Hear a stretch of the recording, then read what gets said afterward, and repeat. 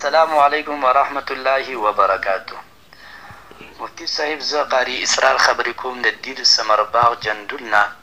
سوال می دا دی که د روژې په حالات کې د بیبي سره په ګپ لګولو کې چې مزي خارجه شي نو روژه ماتیږي او کنه، او که بغیر د دخول نه منی خارجه شي نو روژه ماتیږي او کنه.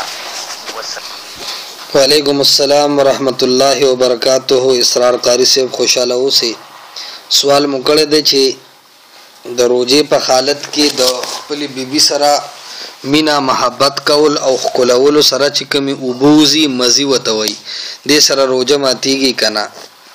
جواب دا دی چې مینې محبت د وجې نه د ښځې د ښکلولو د وجې نه چې کومې اوبه د اندام مخصوصه نه وځي دې ته مزي وایي، روژه کې څه نقصان نه راځي. البته که چېرته بنده دومره مینه کوي چې شهوت په غالب شي، کوروالی نه دی کړی، بغیر د کوروالی نه منی اوتله نو روژه ماته ده.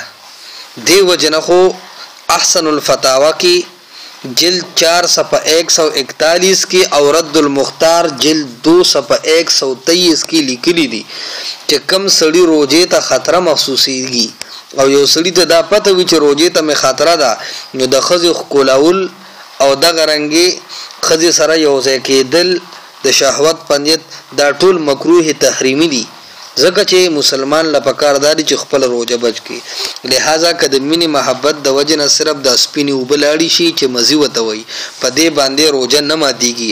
ها که پوره مني ووته او انزال وشو نو که دخول یې کړي وي او که نه وي کړی، که بهر انزال وشو که دننه، روژه یې ماته ده.